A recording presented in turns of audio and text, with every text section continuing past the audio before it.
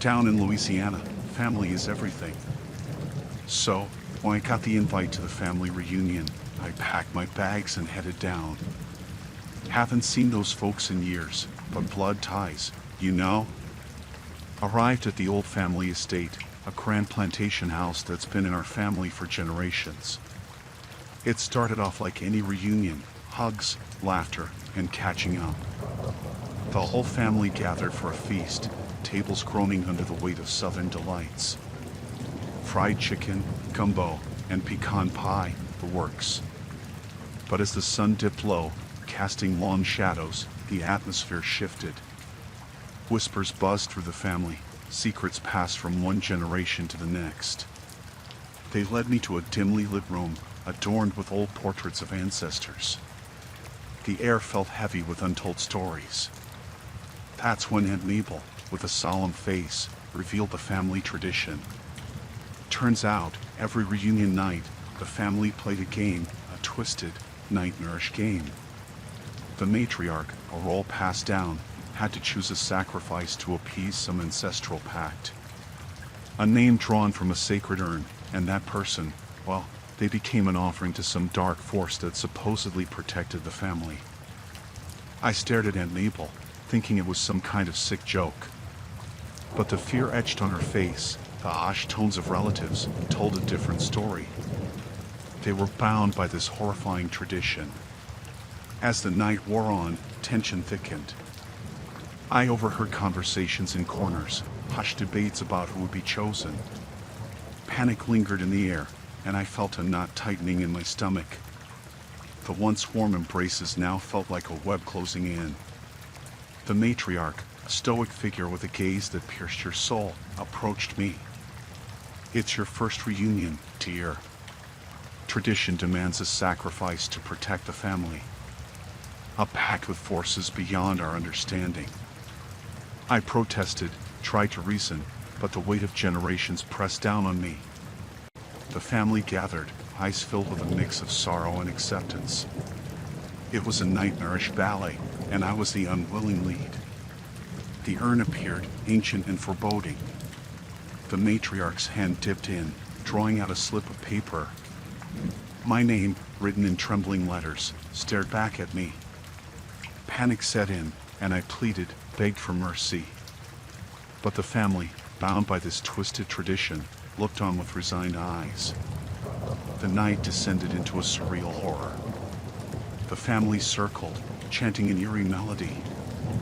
I was led to a secluded area, the weight of their gazes an oppressive force.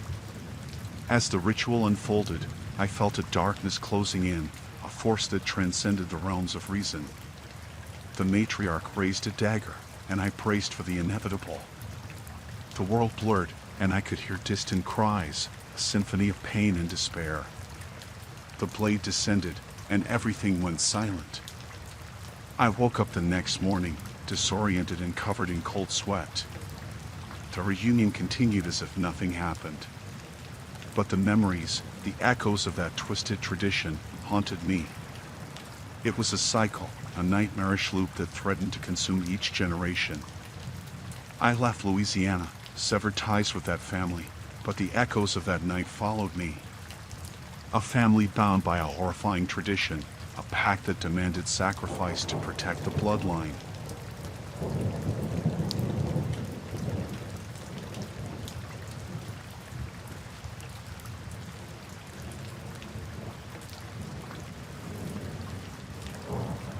So, a few buddies and I decided to venture into the Louisiana bayou for a fishing trip. We were looking for that authentic experience, you know? Swampy waters, moss-draped trees, and the whole deal. We heard about this local guide, Old Man Thibodeau, who apparently knew those murky waters like the back of his hand. We met Thibodeau at the docks, a weathered man with a face etched with the tales of the bayou. He had this wild look in his eyes, like he'd seen things most folks would run away from. But hey, we thought it added to the authenticity, gave the trip a bit of a spooky edge. The day started normal enough. Thibodeau maneuvered the boat through the swamp, pointing out gators and exotic birds like a living encyclopedia. We caught a couple of fish, enjoyed the warm Louisiana sun, and everything seemed perfect. As evening crept in, that's when things got weird. Thibodeau, in his raspy voice, started telling us stories. Stories about the bayou, tales of mysterious disappearances, and legends of creatures lurking beneath the murky surface. At first, we brushed it off as local folklore, part of the show. But as the sun dipped below the horizon, Thibodeau's demeanor changed. He became jittery, eyes darting around like he expected something to jump out of the shadows. We should have felt uneasy, but the bayou at night, it's a whole different world. Thibodeau steered the boat into narrower, darker channels. The moonlight barely penetrated the dense canopy, casting eerie reflections on the water. That's when we started hearing it, whispers in the night, faint murmurs that seemed to echo through the swamp. Our laughter from earlier died down as Thibodeau led us deeper into the labyrinth of the bayou. The air grew thick with tension, and we exchanged uneasy glances. I asked Thibodeau about those disappearances he mentioned earlier, hoping it was just a dramatic narrative to spook the city folks. His response, though, sent shivers down our spines. He claimed the bayou demanded sacrifices, appeasements to some ancient force that ruled those waters. Sacrifices offered willingly or taken forcefully, he said with a sinister grin. That's when we realized this wasn't just a fishing trip. Thibodeau had a dark agenda, and we were at the mercy of the swamp's secrets. The boat slowed to a crawl, and Thibodeau's eyes gleamed with an unsettling hunger. Suddenly, he produced a rusty blade from his weathered jacket, and our hearts pounded in our chests. The whispers in the night grew louder, as if the bayou itself conspired against us. Panic set in, and we knew we had to escape this nightmare. In a moment of sheer adrenaline, we tackled Thibodeau, wrestled the blade away, and booked it. Through the tangled roots, under the looming branches, we ran like our lives depended on it because, in that twisted moment, they probably did. We stumbled back into the relative safety of the main channels, gasping for breath. The bayou, with its dark secrets, loomed behind us. Thibodeau, left stranded in the swamp, watched with that wild look in his eyes as we disappeared into the night. We reported the incident to the local police, but the bayou keeps its secrets.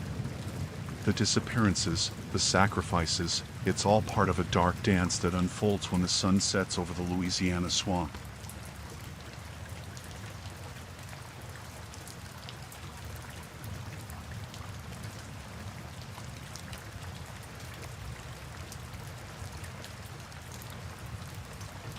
We moved to this small town in Alabama, thinking it was the perfect place to raise our family. The town had that quaint charm, friendly neighbors, and a sense of community. Everything seemed normal until we crossed paths with Pastor Hargrove. He had this charisma that drew people in, a silver tongue that could convince you the sky was green if you wanted. Everyone in town spoke highly of him, calling him a savior and the heart of the community. We thought it was just the southern hospitality thing, But soon, things started getting weird. The first Sunday service seemed typical, but as Pastor Hargrove preached, I felt this strange energy in the air. It was like he wasn't just speaking words, he was planting seeds in our minds. Seeds that took root and grew into this unshakable loyalty to the man. People started acting strange, following his every word like gospel. Our neighbors would gather in hush groups, talking about some divine plan only Pastor Hargrove understood. It felt like he had this hypnotic control over them, and we were outsiders witnessing something beyond our understanding. One night, I overheard a conversation at the local diner. The townsfolk spoke in hushed tones about the pastor's midnight sermons, hidden rituals, and strange happenings. Fear whispered through the air, but no one dared question Pastor Hargrove's authority. Things took a darker turn when our daughter mentioned the kids at school chanting strange phrases they learned from the pastor. It sent shivers down our spines, realizing that his influence reached even the youngest minds in town. We decided it was time to investigate. Late one night, We sneaked into the church to find clues about what was happening. The air inside was heavy, and the dimly lit sanctuary felt like a realm touched by something ominous. As we searched the pastor's office, we stumbled upon a hidden room, a chamber filled with peculiar symbols and unsettling artifacts. The walls were adorned with strange drawings, and the air in the room vibrated with an otherworldly presence. It was like we had uncovered a hidden layer of the town's reality, one that Pastor Hargrove kept concealed from prying eyes. Suddenly, we heard footsteps approaching, and panic set in. We hid in the shadows, watching as Pastor Hargrove entered the room with an eerie calmness. He spoke words in a language that sent shivers down our spines, invoking a presence that felt ancient and malevolent. We witnessed the townsfolk, eyes glazed over, entering the chamber one by one. They participated in a ritual that seemed to bind them to Pastor Hargrove's will. Fear clutched our hearts as we realized the depth of his influence and the darkness that lurked beneath the town's surface. In that moment, we understood that we were outsiders in a community under the sway of a charismatic leader with a sinister agenda. We had to leave, escape the grip of Pastor Hargrove's influence before it consumed us too. As we packed our bags, the town slept, oblivious to the eerie occurrences that unfolded in its midst. Leaving that small Alabama town felt like escaping a nightmare.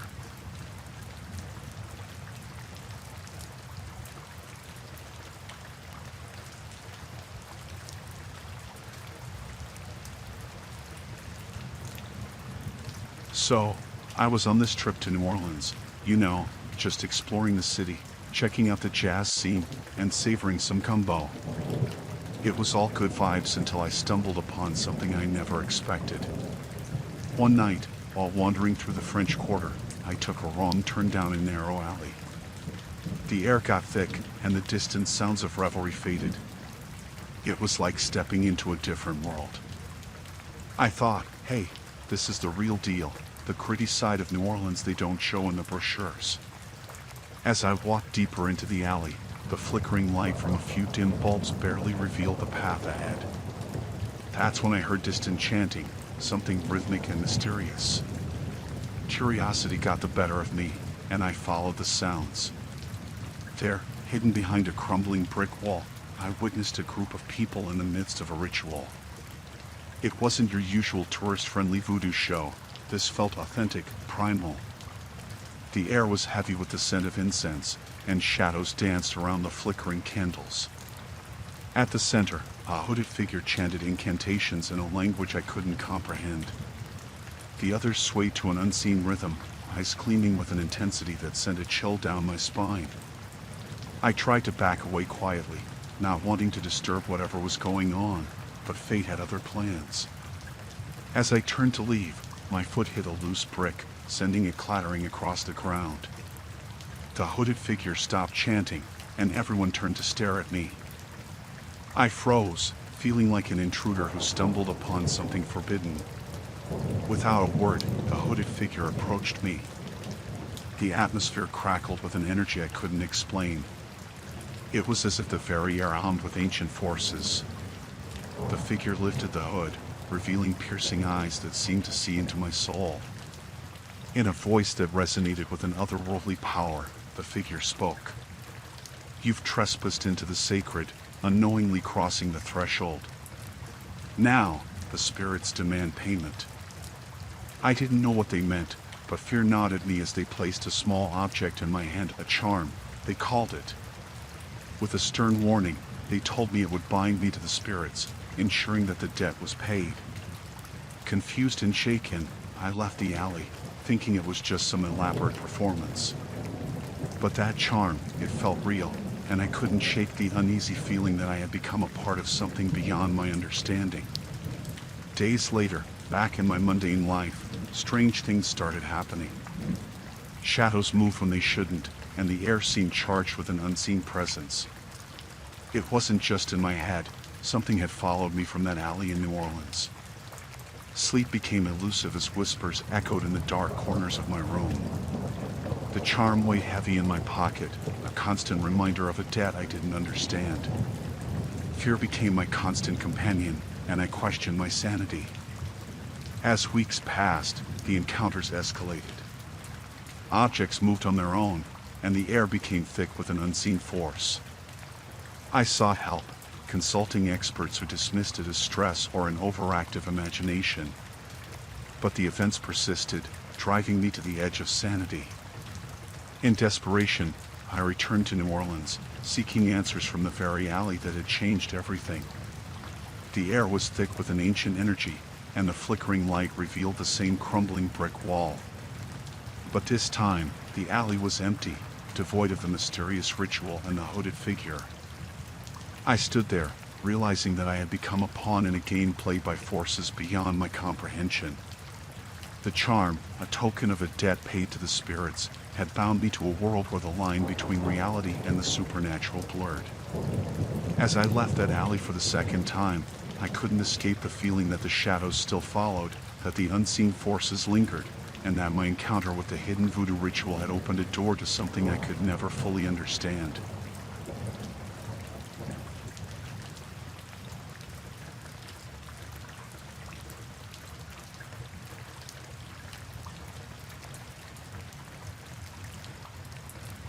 There we were, me and the gang, all pumped up for this camping trip in the Florida Everglades.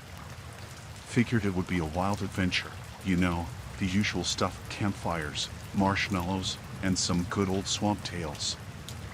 Little did we know, things were about to take a turn for the worse. We set up camp in this remote spot, surrounded by the eerie quiet of the Everglades. The air was thick, and the darkness of the swamp seemed to swallow us whole as soon as the sun dipped below the horizon. On our second night, we heard stories from other campers about a swamp trapper known in the area. Old-timers whispered that this guy had a violent past, tangled up in some murky stuff.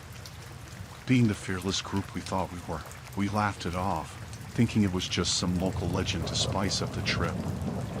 But then, the atmosphere shifted. We started noticing strange sounds in the night, rustling in the marshes, distant splashes, and sometimes even footsteps. Uninvited chills crawled up our spines as we huddled around the campfire, exchanging nervous glances. One evening, as the sun dipped low, we saw him, a silhouette emerging from the shadows. The swamp trapper, a weathered figure with eyes that seemed to hold tales of 1,000 dark nights. He didn't say much, just mumbled something about the swamp being his domain and the rules we needed to follow. We thought, hey, no big deal. Just a local eccentric. But that night, things escalated. Strange occurrences became the norm. Our food went missing, and our tent seemed to be tampered with.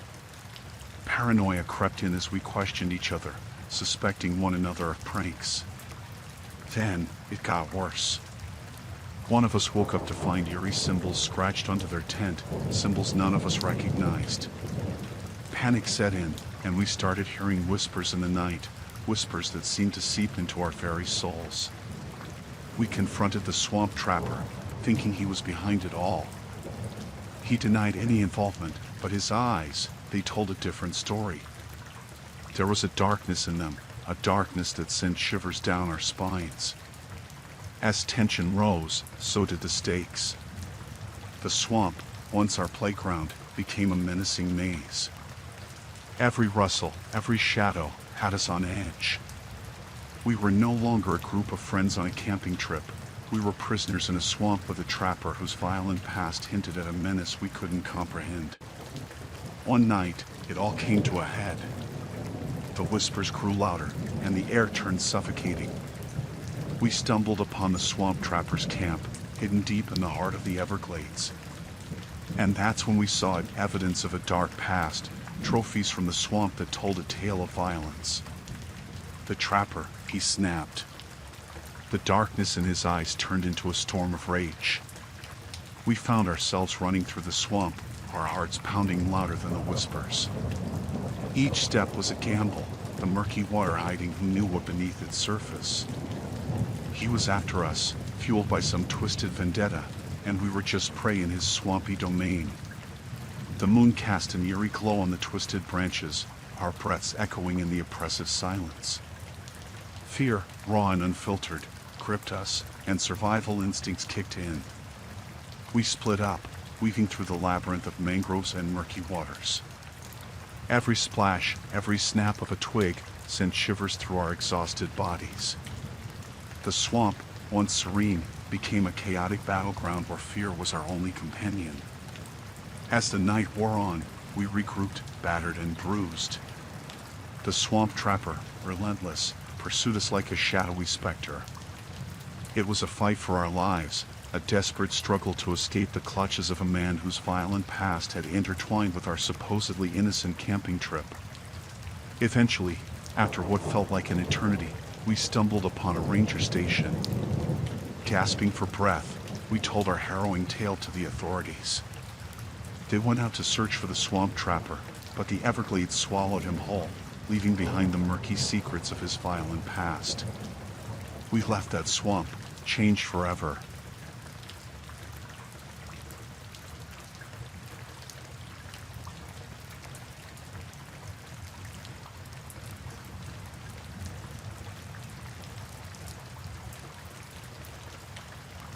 Alright, buckle up for this one.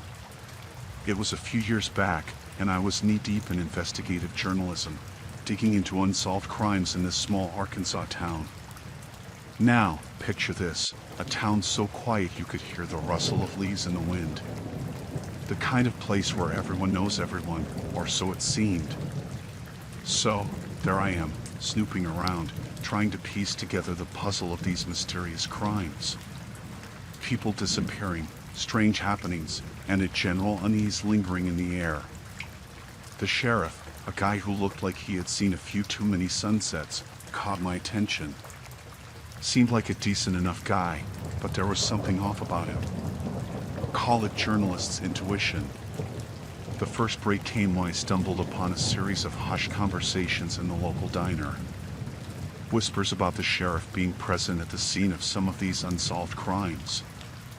Now, I'm not one to jump to conclusions, but curiosity had me by the collar. I started poking around, asking questions, and the more I probed, the thicker the air of suspicion became. The sheriff, with his poker face and vague answers, was hiding something. But what? One night, I caught wind of an old-timer, whiskey-soaked and grizzled, who claimed he had a tale to tell. A tale of the sheriff's dark past, a past intertwined with the very crimes I was investigating. The bar was dimly lit, shadows dancing in the corners as the old-timer spilled the beans. According to him, the sheriff had a personal vendetta, a twisted sense of justice that blurred the lines between lawman and perpetrator. It all started years ago, some local dispute gone terribly wrong. The sheriff, fueled by vengeance, took justice into his own hands. And justice, in his eyes, meant a string of unsolved crimes, each a piece of his twisted puzzle. Armed with this newfound knowledge, I started connecting the dots. The disappearances, the oddities, all tied back to the sheriff's quest for what he considered retribution. It sent shivers down my spine, realizing that the person entrusted with upholding the law was the puppet master behind the town's dark secrets. Things took a turn when the sheriff caught wind of my investigation. Suddenly, the shadows seemed to have eyes, and every creak of a floorboard echoed with a sinister undertone. He didn't take kindly to me unraveling his carefully woven tapestry of crime. Late one night, as I sifted through old case files in the dusty archives, I heard footsteps behind me. Cold sweat trickled down my spine as I turned to find the sheriff, his eyes devoid of any trace of humanity. The air thickened with tension, and I knew I had stepped into the lion's den. He didn't need words. His gaze told me everything. I was onto something he couldn't afford to let out. Fear gripped me as he reached for his holster, the metallic rasp of the gun sending a chill through the dimly lit room. Panic set in, and I made a run for it, the weight of truth heavier than the pounding of my heart. The chase that ensued through the darkened streets of that small town felt like a nightmare. I dodged alleys, darted through shadows, the relentless footsteps of the sheriff haunting my every move. It was a game of cat and mouse, and I was the mouse with nowhere to hide. As I reached the outskirts of town, exhaustion setting in, I stumbled upon the answer to the sheriff's malevolence. A hidden lair, a place where he orchestrated his dark symphony. Evidence, chilling and undeniable, lined the walls, a twisted tribute to his quest for justice. The sheriff closed in, the moon casting an eerie glow on his determined face. I had a choice to make: expose the truth and risk becoming another name on his list, or escape and let the darkness continue its reign. In a desperate bid for survival, I slipped through the shadows, leaving that town with the weight of its secrets etched into my soul.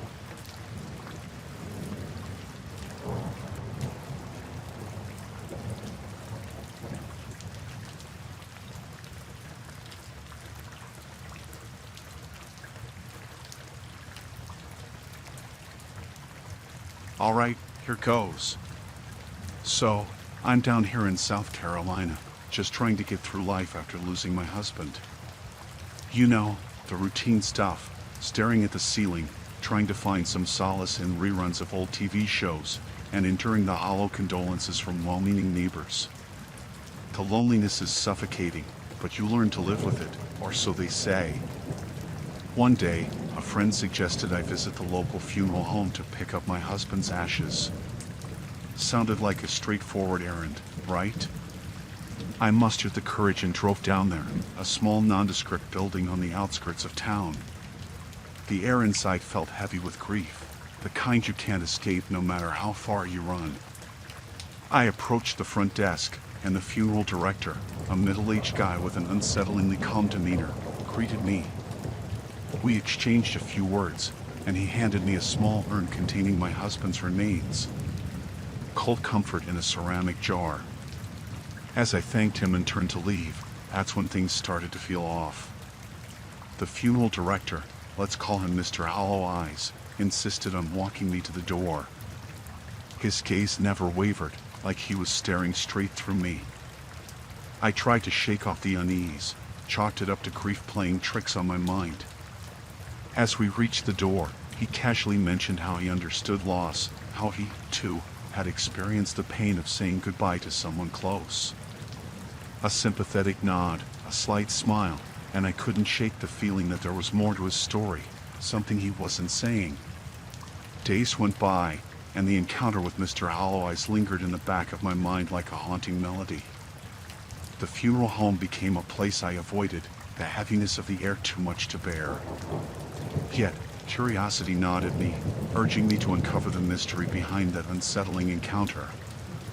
Late one evening, when the sun dipped below the horizon and shadows stretched across the town, I drove by the funeral home. It stood silent, a looming presence in the darkness. My instincts urged me to leave, but a strange compulsion pushed me forward. I slipped into the back entrance, the door creaking as I stepped into the dimly lit corridor. The air seemed colder, and a sense of foreboding settled over me. I moved quietly, my breath catching with every step, as if the building itself held secrets in its walls. I stumbled upon a room with a partially open door, light spilling from within. Peeking inside, my heart pounded in my chest. There, surrounded by flickering candles, was Mr. Hollow Eyes, dressed in funeral director attire, chanting something low and guttural. My husband's urn was placed on an ultralight table, and the realization struck me like a lightning bolt. This wasn't just a funeral home, it was a place of rituals, of something beyond the scope of my understanding. Fear paralyzed me as I witnessed Mr. Hollow Eyes, his calm demeanor replaced by a fervent intensity, as if he communed with forces unseen. I turned to leave, my mind screaming for escape, but my foot knocked against a stray object, sending it clattering to the floor. The ritual abruptly halted, and Mr. Hollow Eyes' gaze locked onto mine. The room seemed to freeze, the air thickening with an otherworldly tension. In that moment, I fled, adrenaline pumping through my veins. I raced through the dark corridors, the funeral home now a labyrinth of fear. Mr. Hollow Eyes' voice echoed behind me, chanting words that felt like icy fingers reaching for my soul. I burst through the back door, gasping for breath as the night air embraced me. The funeral home loomed behind, its secrets still hidden in the shadows. I never looked back, vowing never to return to that place of unsettling rituals and the funeral director with eyes that held more than just sympathy.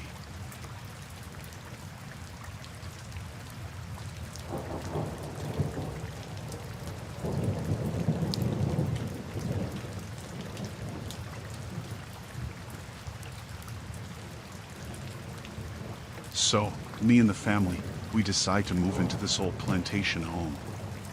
Big place, got that old charm, you know? Needs some fixing up, but it's ours now. Anyway, we're all excited, thinking we're gonna make a fresh start. Now, this place comes with a groundskeeper, a guy named Ned. He's been around forever, and his family's been tied to this land for generations. They got some deep roots, if you catch my drift. People say his ancestors were involved in some dark stuff, like part of the old plantation owners who did some really messed up things back in the day. First few days, things are okay. Ned's doing his groundskeeper thing, keeping the place in check. But there's something off about him, you know? He's got this stare that makes your skin crawl. Like, he knows more about this house than he's letting on. One evening, we gather in the living room, talking about maybe letting Ned go. His vibes are weird, and we're not sure we want him hanging around. But when we bring it up, he gets all defensive, almost angry. Begs us to let him stay, saying he's the best for the job, knows the land better than anyone. We give in, reluctantly, and that's when things start getting creepy. Late at night, we hear noises, like footsteps in the hallways. We check, but there's no one there. Kids say they see shadows moving in their rooms, and the dog, he's growling at empty corners. I tell myself it's just an old house settling, but it don't feel right. Ned's always around, lurking in the shadows. You catch glimpses of him when you least expect it, his eyes like two burning coals in the darkness. He's working on hours, doing who knows what in the basement. We don't pry, but the air feels thick with secrets. One day, the kids tell us they found something in the backyard. It's an old, tattered journal buried near the roots of the ancient oak tree. Pages are yellow, filled with sketches and strange symbols. The kids can't make sense of it, but it feels like a piece of Ned's family history. That night, we decide enough is enough. We call Ned into the living room, tell him we appreciate his work, but it's time for him to move on. He doesn't take it well, to say the least. His eyes, those damn burning coals, they narrow into a glare. He leaves without a word, but I swear I hear him whispering something under his breath. After that, things go from creepy to downright unsettling. Doors creak open in the dead of night, footsteps echo through empty hallways. We see Ned in the garden, even though we fired him. He's just standing there, staring up at our bedroom window. One evening, the kids swear they see figures in the shadows, people from a bygone era. Faces twisted in pain and anger, echoing the dark history of this place. We start locking doors, checking windows, but the air feels charged with a malevolent energy. One night, we wake up to the sound of chanting. It's coming from the basement, that place Ned spent so much time in. We go down, heart pounding, and find him surrounded by candles, that old journal open in his hands. His eyes are wide, vacant, and he's muttering something in a language I can't understand. We don't stick around. Grab the kids, grab what we can, and bolt out of there. Leave the old plantation house, leave Ned with his creepy rituals and dark family history. As we drive away, I swear I see him standing in the doorway, watching us go with those burning coals for eyes. We find a new place, far away from that old plantation. The kids stop having nightmares, the dog relaxes, and we try to put it all behind us.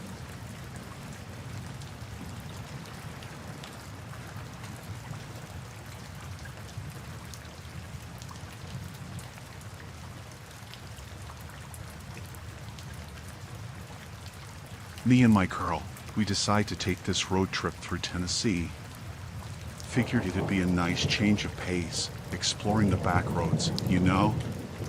Just enjoying the scenic views and the small town charm. We're driving along, no real plan, just taking whatever road looks interesting. Somewhere in the middle of nowhere, we see this old guy by the side of the road. Looks like a character straight out of a movie. Overalls, gray beard, the whole deal. He waves us down, so we figure he needs help or something. Pull over, and he approaches the car. Turns out, he's a moonshiner, been making that stuff for decades.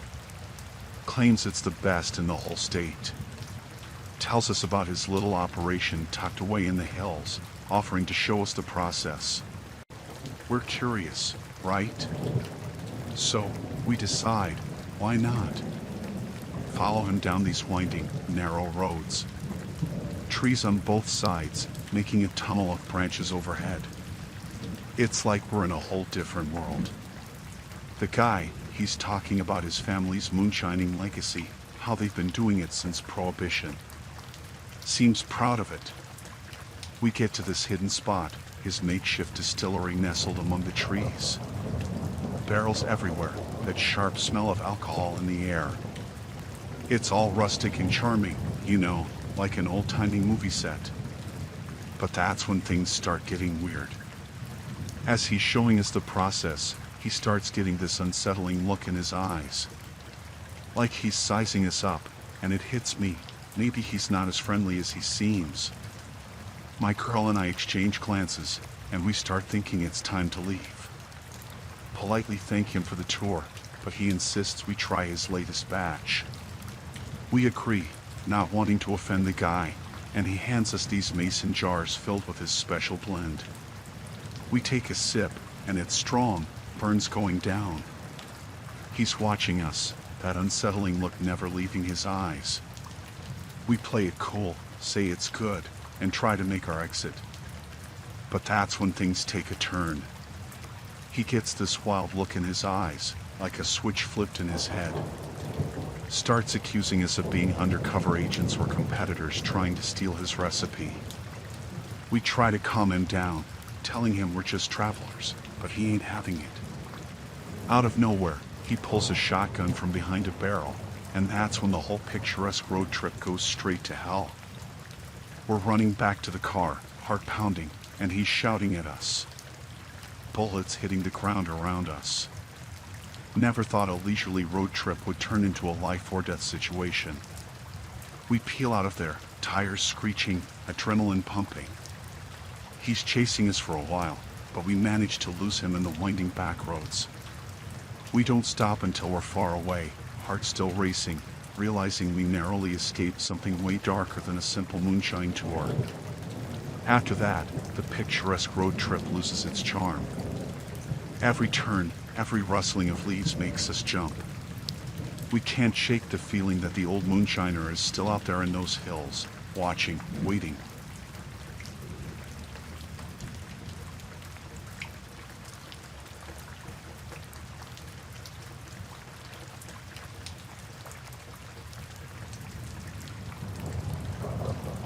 I'm this journalist, right? Got assigned to investigate this historic cemetery in South Carolina. Seemed like a straightforward gig, you know? Historic cemetery, maybe a few interesting tombstones, some local history, easy peasy. I roll up to this cemetery, and it's old, like really old.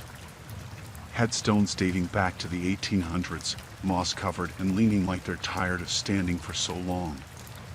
I figure I'll chat with the caretaker, get some background info.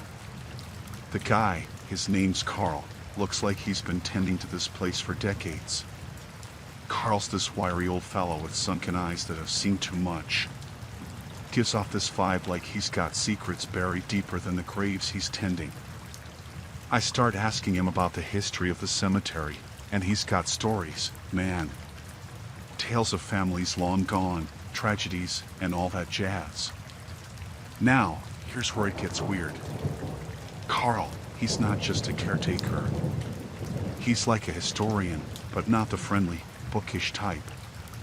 More like the obsessed, can't let go type. Every name on those gravestones, he knows the whole story. Who died when, how, why. It's like he's got the entire cemetery's life story in his head. I start noticing strange things during our chat. His fingers, they're stained with soil like he's been digging recently. And his eyes, they light up when he talks about the deceased, like he's sharing a secret. I chalk it up to an old guy being passionate about his job, you know? But then, as we're strolling through the cemetery, Carl starts pointing out specific graves. He tells me he talks to them, the dead, like they're still here. And not just casual chit-chat, no, he's having full-on conversations. Claims they talk back in whispers carried by the wind. Now, I'm a journalist, not a paranormal investigator, but this is getting under my skin. Carl, he's mumbling to the graves, and I'm standing there, feeling like an intruder in some bizarre ritual. I try to steer the conversation back to the history, the tangible stuff. But Carl, he's fixated on this one particular grave. Says it's his favorite. A woman from the 19th century, died young, and he's practically confessing his love for her. I'm thinking, okay, buddy, you've crossed the line from passionate to downright creepy. As the sun sets, he invites me to witness something. He pulls out a shovel from behind a mausoleum and starts digging at that favorite grave. I'm frozen, watching him unearth the past like it's no big deal. My journalist instincts are screaming, this is messed up, get out. But then, I see it, a decaying hand emerging from the soil. My stomach churns. Carl's muttering to the corpse, calling it by name. I bolt, running faster than I knew I could, leaving the cemetery and Carl's madness behind. That night, I file a report, exposing Carl's unholy communion with the dead. The authorities shut him down, but the image of that hand reaching for the surface, the whispering tombstones, it haunts my dreams.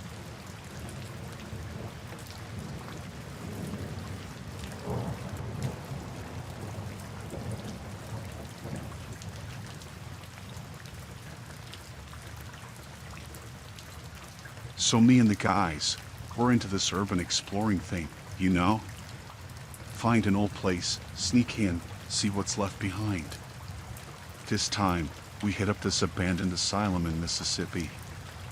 Creepy as hell from the outside, broken windows, overgrown weeds, the works. We're thinking it's just a cool place to poke around, snap some pics. But man, the moment we step inside, this place hits different. Dark, musty, like the air's thicker than it should be. First thing we notice, those old hospital beds, rusted and creaking.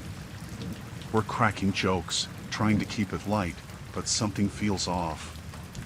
Like, there's this heaviness hanging in the air, and it's not just the dust. We find these old patient records scattered around, names, dates, all that. Place was like a time capsule, frozen in some twisted era. Then, we stumble onto this room. Medical equipment everywhere, like a mad scientist's lab.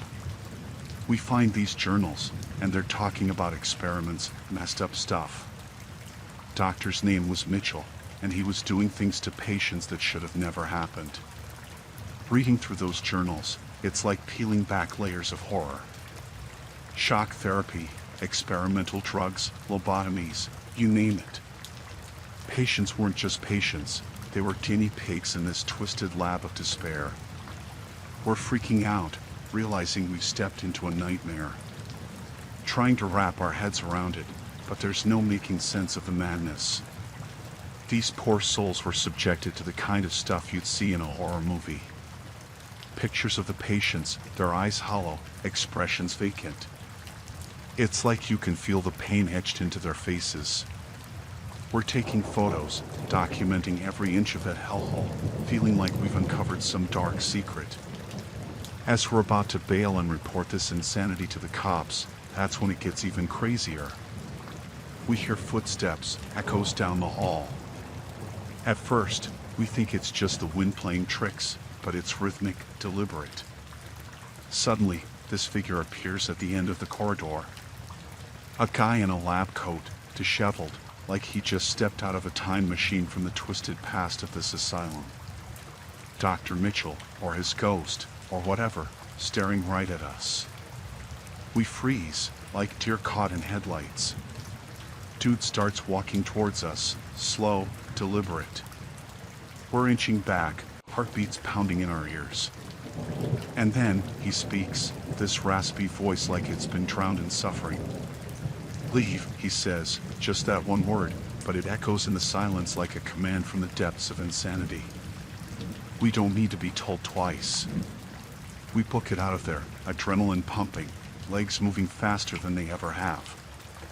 Once we're out, we call the cops, spill everything. They show up, and we guide them through the asylum, show them the horrors we found. They're in shock, too, faces pale, probably not expecting this level of messed up. We hand over our pics, journals, everything. Cops thank us, but you can see it in their eyes, like they can't believe what they're seeing. They assure us they'll investigate, but we're left standing there, minds buzzing with the things we've witnessed. Days later, news breaks out. The police shut down the place, launch a full investigation. Turns out, Dr. Mitchell wasn't just some madman in our pics. He was real, and he did all those sick experiments. Place gets sealed off, like a dark stain wiped clean. We did our part, right? Shared the truth, exposed the horror.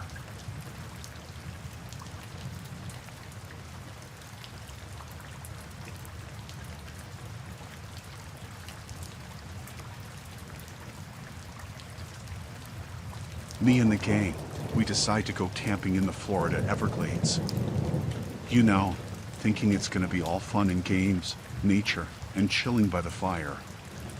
We set up our tents, crack some beers, and start enjoying the swampy atmosphere. Everything's cool, or so we think. Night rolls in, and we're gathered around the fire, laughing, sharing stories. That's when we hear it, this rustling in the bushes. We brush it off, like it's the Everglades, right? Probably just some critters doing their thing. But as the night creeps on, the rustling doesn't stop. It's like there's someone or something lurking in the shadows. We can't shake this feeling that we're being watched. A couple of us suggest it's just our imagination, but deep down, we know it's not. We decide to turn in for the night, get into our tents, zip them up tight. That's when things take a turn. We hear footsteps, heavy ones, not like an animal, more like a person. Panic sets in, but we're trying to play it cool, you know, pretending we're not scared out of our minds. Then, this figure appears outside our campsite, wearing a swamp ranger uniform. We're relieved, thinking maybe he's here to check on us, make sure we're not breaking any camping rules. But the vibe he's giving off, it's off, like a shiver down your spine kinda off. He starts asking questions, normal stuff at first, like if we've seen any gators or snakes. We're nodding, trying to be friendly, but his eyes, man, they're intense, like he's sizing us up. And that's when the questions take a dark turn. He starts asking about our plans, where we're heading, what routes we're taking. It's like he's trying to piece together something we don't even know. We're getting uneasy, realizing this ranger isn't here to help. He's here for something else. He leans in, whispers something about dangerous folks in the swamp, warns us to stay close, stay together. But the way he says it, it's not a warning, it's a threat. Like, if we don't listen, something bad's gonna happen. We're freaked out, contemplating packing up and getting the hell out of there. But then he says something that freezes our blood. He mentions a series of disappearances, folks who camped in these parts and were never seen again. And he's looking at us like we're the next chapter in that messed up story. We decide to play along, act like we're buying into his warnings. Inside the tents, we're whispering, making a plan to ditch this place the moment he's out of sight. But that's when it gets worse. We notice more figures emerging from the shadows, other rangers, or what look like rangers. They're not here to protect, they're part of something sinister. We're surrounded, and the swamp ranger, he's grinning like he's got us right where he wants us.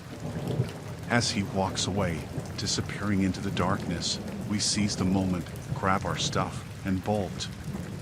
It's pitch black, and we're stumbling through the swamp, branches grabbing at us, mud sucking us in. Panic's setting in, and we can still hear those footsteps behind us, like the swamp's closing in on us. Eventually, we break through the tree line, gasping for air. We don't stop until we're miles away from the cursed campsite. As the sun rises, we look at each other, realizing how close we came to being part of those swamp disappearances.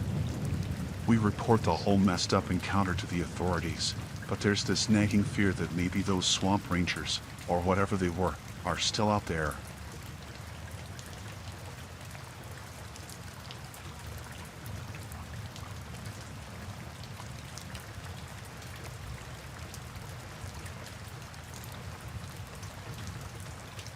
So, there we were, a bunch of us friends, hiking through the thick woods of Arkansas.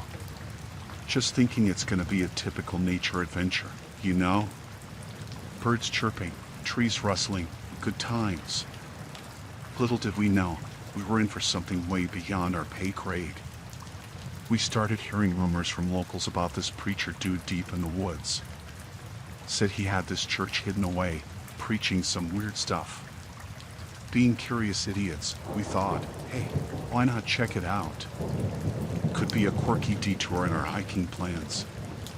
So, we ventured deeper, following the whispers of the woods.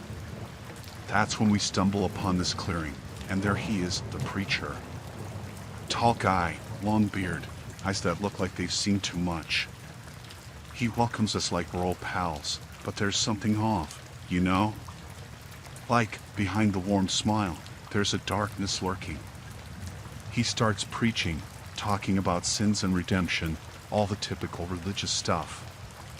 But the way he's saying it, it's like he's weaving a spell, and we're falling under it.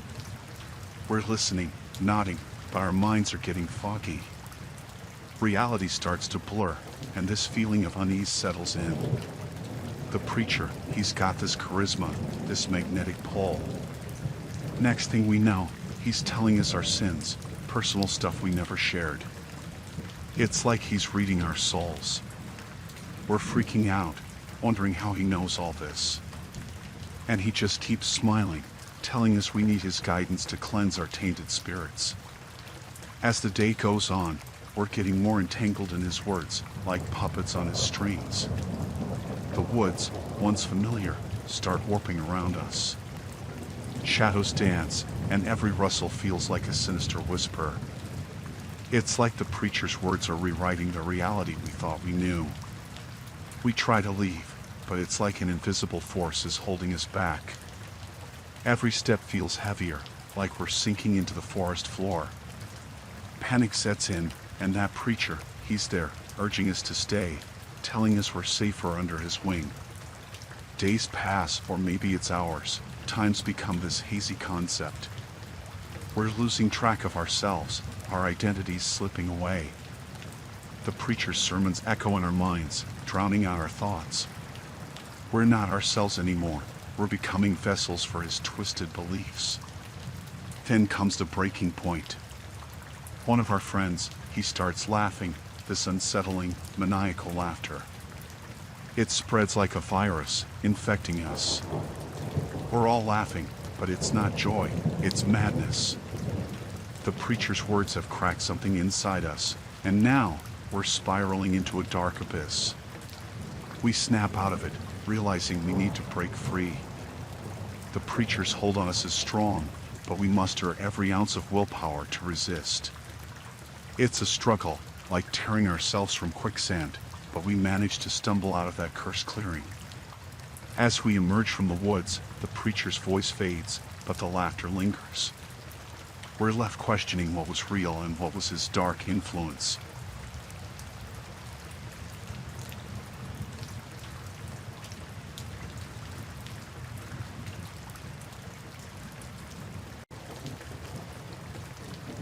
For some context, I am a 34-year-old author from New York. Got this novel in mind, thought it'd be a breeze. Figured I'd do some research, get the vibe of this secluded Georgia town. Small, quiet, the kind where everyone knows everyone's business. First day, I'm at this diner, chatting up the locals. Seemed friendly enough, folks telling me about the town's history, the usual stuff. Got this notebook, scribbling down names, dates, the raw material for my novel. As I'm digging deeper, I hear whispers about this pact, like a secret club or something. They're real hush-hush, dodging my questions with awkward smiles. I start smelling a story, something beyond the usual small-town charm. Late one night, I'm at this bar, and this guy, Tom, he's a few drinks in, spills the beans. Tells me about this pact, a deal with the devil or whatever. They trade stories for success, prosperity, and all that jazz. At first, I'm thinking, yeah, right, crazy talk. But then, Tom gets this haunted look, like he's seen things. Tells me stories he shouldn't know, personal stuff, like he's tapped into the town's collective consciousness. It sends shivers down my spine. Now, I'm intrigued. I want to see this pact in action, so I stick around. People start avoiding me, like they know I'm onto something. My research takes me to this old library with dusty books and creaky floors. In the archives, I find this ancient tome. Written accounts of the town's history, eerily accurate, like they knew the future. That's when it hits me. The stories they tell, they come true. I'm thinking, okay, I've stumbled into some Twilight Zone plot. As I'm trying to connect the dots, strange things start happening. Characters from my novel, they're popping up in the town. I didn't write them here, but they're real, walking, talking, breathing. Freaks me out, man. The townsfolk, they're acting like my characters are long-lost friends. They've embraced them, like they were always meant to be here. I'm caught in this surreal loop, fiction bleeding into reality, and it's getting harder to tell where the novel ends and the town begins. One night, I'm walking the quiet streets, and I see the townspeople gathered in some secret meeting. They're chanting, candles flickering in the dark. I hear my characters' names, my novel's plot, like they're invoking them into existence. It hits me like a freight train. The stories I've written, they're becoming real, living among the locals.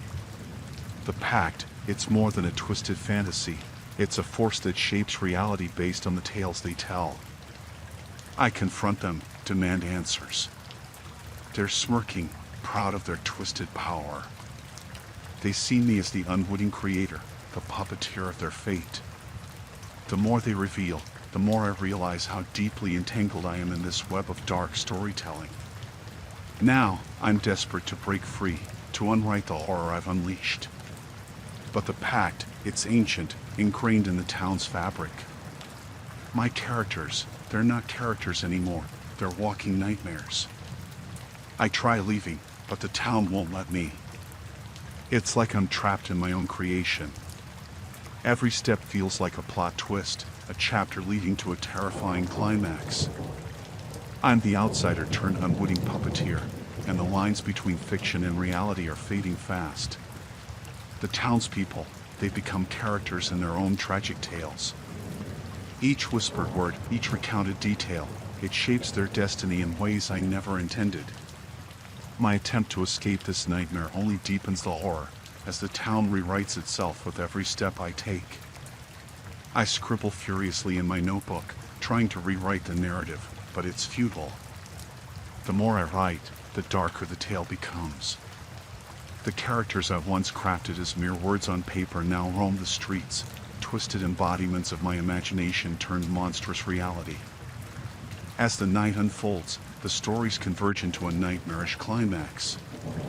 The town, once quaint, becomes a stage for the horrific consequences of my words. The townsfolk, driven by the pact, enact scenes of despair and agony, each tale playing out with visceral intensity. And then it hits me, the ultimate twist. I'm not the author anymore. I'm just another character in this twisted narrative. The pact, the stories, they've consumed me, turning my presence in the town into a tragic subplot. As the first light of dawn breaks, I realize I need to escape, and when I do, my life has already changed forever.